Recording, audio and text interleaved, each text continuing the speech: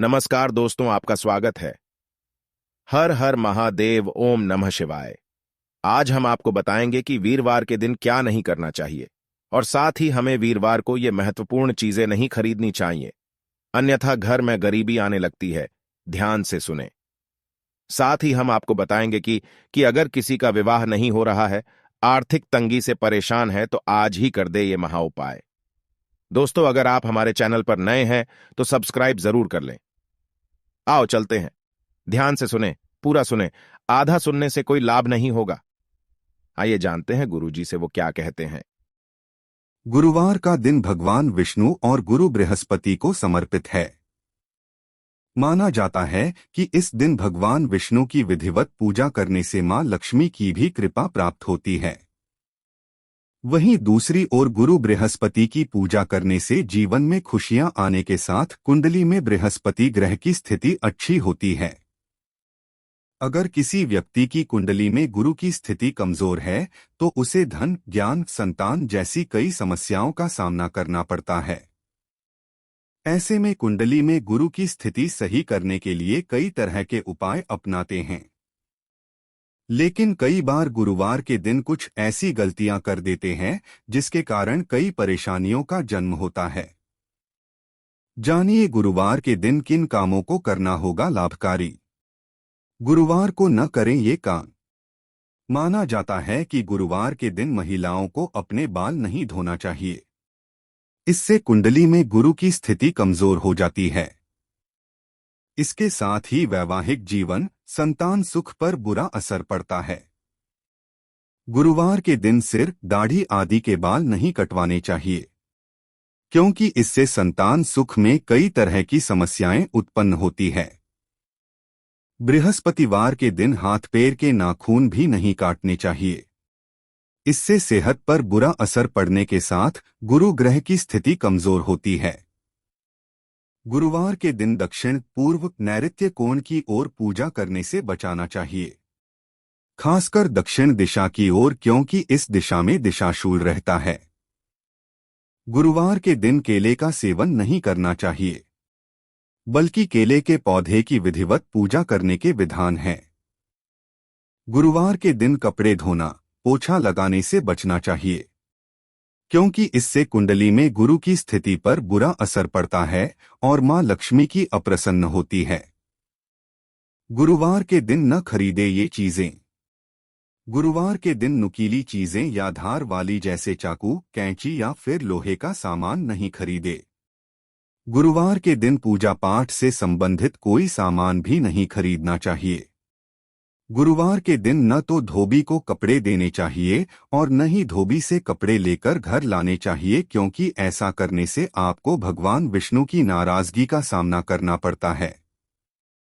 धार्मिक मान्यताओं के अनुसार गुरुवार के दिन साबुन नहीं खरीदना चाहिए और न ही इस दिन सर्फ, वॉशिंग पाउडर जैसी कोई चीज खरीदकर घर लानी चाहिए, क्योंकि इस दिन खरीदी गई ये वस्तुएं घर में नकारात्मकता लाते हैं और आपको जीवन में कष्टों का सामना करना पड़ता है। गुरुवार के दिन क्या खरीदा होता है शुभ? ज्योतिष शास्त्र के अनुसार गुरुवार के दिन सोना, चांदी या गहने या फिर कोई वस्त्र खरीदना बहुत शुभ होता है। गुरुवार के दिन ये चीजें खरीदने से व्यक्ति की कुंडली में गुरु ग्रह मजबूत होता है। गुरुवार के दिन ज्ञान से जुड़े सामान या वस्तुएं जैसे कि कॉपी, किताबें खरीदना शुभ होता है। इस दिन पढ़ाई लिखाई से संबंधित वस्तुएं जैसे स्टेशनरी का सामान, कॉपी, पुस्तकें खरीदने से व्यक्ति के ज्ञान में वृद्धि होती है व दिमाग तेज होता है। ज्योतिष मान्यताओं के मुताबिक गुरुवार के दिन इलेक्ट्रॉनिक का सामान खरीदना भौतिक सुख सुविधाओं में बढ़ोतरी करता है। गुरुवार के दिन बृहस्पति देव की पूजा करने एवं व्रत रखने से व्यक्ति की सारी मनोकामनाएं पूर्ण होती है। अगर इस दिन कुछ खास उपाय किए जाए तो इससे मनचाही इच्छा पूरी हो सकती है। तो कौन से हैं वो उपाय और कैसे करें इस्तेमाल, आइए जानते हैं। जो लोग अमीर बनना चाहते हैं या आर्थिक समस्याओं से छुटकारा पाना चाहते हैं, उन्हें गुरुवार के दिन गुड़ का उपाय करना चाहिए। उन्हें सुबह नहाने के बाद केले के पेड़ की जड़ में मुट्ठी भर चने की भीगी हुई दाल और गुड़ की एक डली चढ़ानी चाहिए। ऐसा करीब 5 से 7 गुरुवार लगातार करने से समस्या दूर हो जाएगी। 2. अगर आपकी कोई मनोकामना काफी समय से पूरी नहीं हो रही है तो आप आज शाम को ₹1 का सिक्का, एक गुड़ की डल और 7 साबुत हल्दी की गांठें एक पीले कपड़े में रखकर किसी रेलवे लाइन के पास फेंक दें। इससे आपकी इच्छा जल्द ही पूरी हो जाएगी।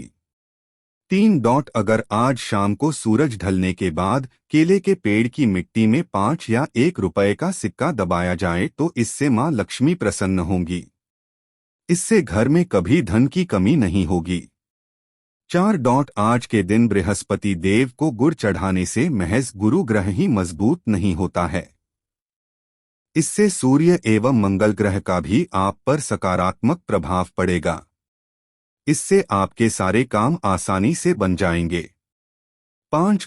जो लोग जीवन में तरक्की पाना चाहते हैं उन्हें आज के दिन किसी मंदिर में 800 ग्राम गेहूं और उतनी मात्रा में ही गुड़ दान कर दें।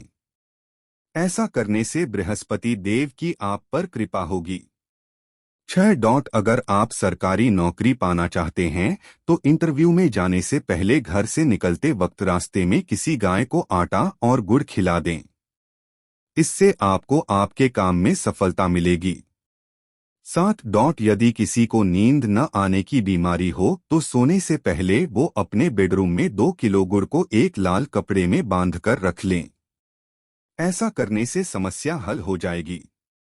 8. अगर आपको चोट लगती रहती है व दुर्घटना की आशंका हो तो आप हनुमान जी के मंदिर में तांबे के बर्तन में गुड़ रखकर दान दें।